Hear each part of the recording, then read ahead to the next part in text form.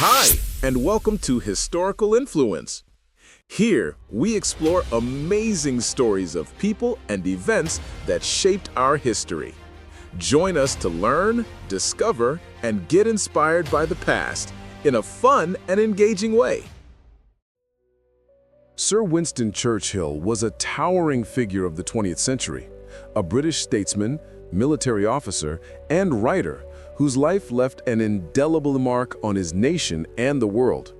He served as the Prime Minister of the United Kingdom twice, first from 1940 to 1945, and again from 1951 to 1955. His leadership was most crucial during World War II, where he played a pivotal role in leading Britain and the Allies to victory against Nazi Germany. His powerful oratory and unwavering resolve inspired a nation to resist tyranny, cementing his place as one of the greatest Britons of all time. In the late 1930s, Britain faced a growing threat from Nazi Germany. Prime Minister Neville Chamberlain's policy of appeasement was failing, and as Hitler's aggression escalated, Churchill became one of its staunchest critics. Having warned of the Nazi menace for years, his wilderness years came to an end on September 3, 1939, when Britain declared war on Germany. Churchill was immediately reappointed First Lord of the Admiralty, a key position in the War Cabinet. By May 1940, the situation was dire. Germany's Western offensive had begun, with its forces invading the Netherlands, Belgium, and Luxembourg before entering France. Following the Allied failure in the Norwegian campaign, Chamberlain lost the confidence of Parliament and resigned. On May 10, 1940, King George VI appointed Churchill as Prime Minister. He took leadership at Britain's darkest hour, with the nation standing alone against the Nazi onslaught. Winston Leonard Spencer Churchill was born into a wealthy, aristocratic family on November 30, 1874, at Blenheim Palace. His father was the British statesman Lord Randolph Churchill, and his mother was the American socialite Jenny Jerome. His early life was marked by a rebellious spirit and poor academic performance at his first schools. His relationship with his parents was distant. While at school, he wrote emotional letters begging his mother to visit, but she rarely came. Despite these challenges, Churchill found his path in the military. Though it took him 3 attempts to pass the entrance exam for the Royal Military College at Sandhurst, he graduated 20th in his class of 130. He served in British India, the Sudan, and Cuba, gaining fame as a war correspondent and author. During the Second Boer War, he was captured as a prisoner of war, but made a daring escape that attracted much publicity, launching his name into the public consciousness. Churchill's political career began in 1900 when he was elected a Conservative Member of Parliament. Known for his independence streak, he defected to the Liberal Party in 1904 over his support for free trade and social reform. As president of the Board of Trade and later Home Secretary, he championed workers' rights, introducing the first minimum wage, unemployment insurance, and significant prison reforms.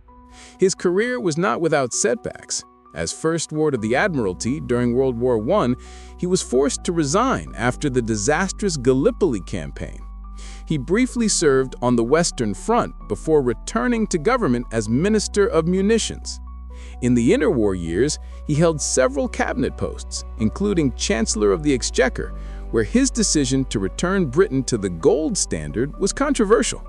By the 1930s, he was out of government during his wilderness years, a period where he tirelessly warned of the rising threat of Nazi Germany.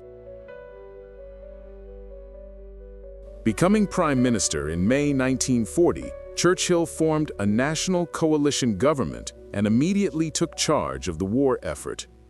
His speeches became legendary, stealing the resolve of the British people. He offered nothing but blood, toil, tears, and sweat, and vowed victory at all costs. In the face of imminent invasion after the fall of France, he famously declared, "We shall fight on the beaches, we shall never surrender." Churchill skillfully managed the Allied strategy, forging a powerful alliance with U.S. President Franklin D. Roosevelt and Soviet leader Joseph Stalin. He secured vital American aid through the Lend-Lease Act and worked closely with his counterparts at key conferences in Tehran, Yalta, and Potsdam to plan the defeat of the Axis powers and shape the post-war world.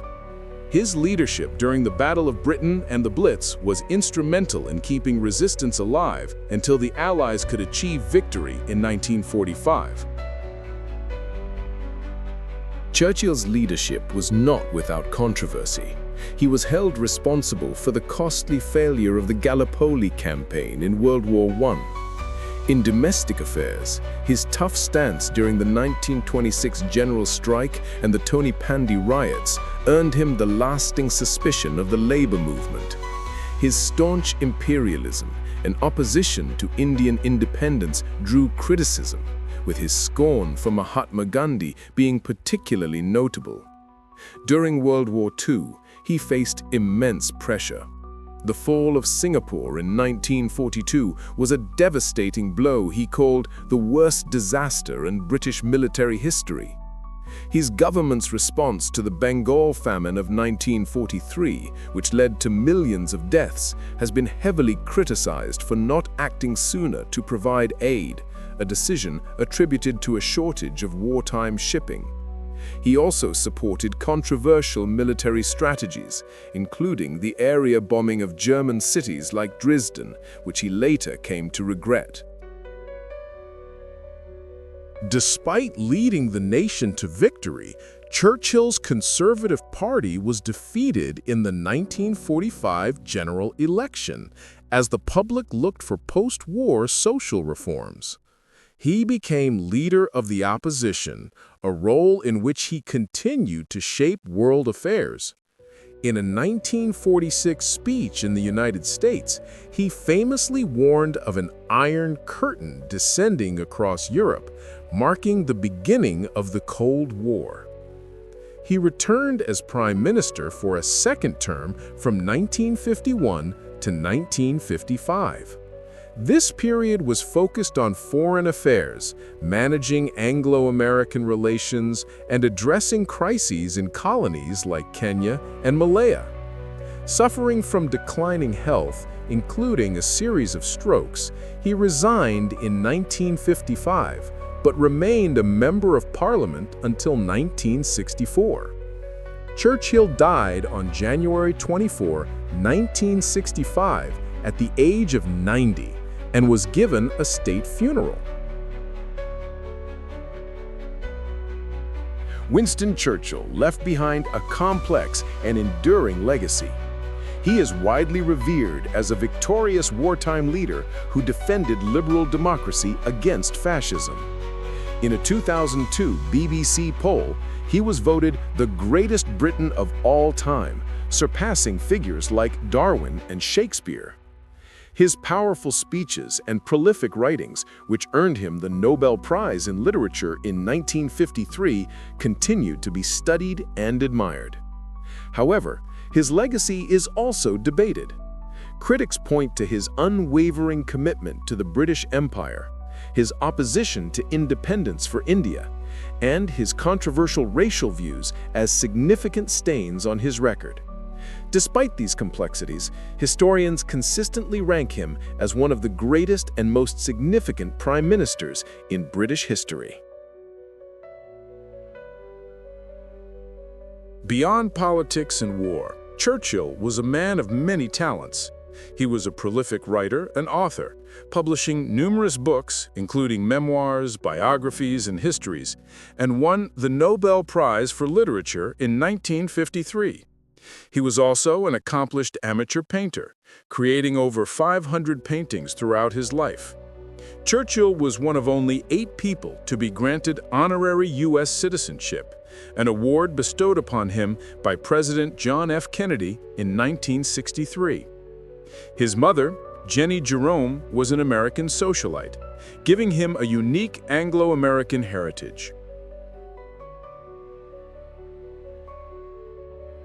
Sir Winston Churchill was a leader defined by resilience, conviction, and complexity. From a rebellious youth to the pinnacle of power, he navigated a career of dramatic highs and lows. While his imperialist views and controversial decisions remain a subject of debate, his role in confronting and defeating Nazism is undeniable. His courage, oratory, and leadership during Britain's darkest hour inspired a nation and changed the course of history, securing his place as one of the most consequential figures of the 20th century. Share your thoughts in the comments, and don't forget to subscribe for more stories that shaped our world.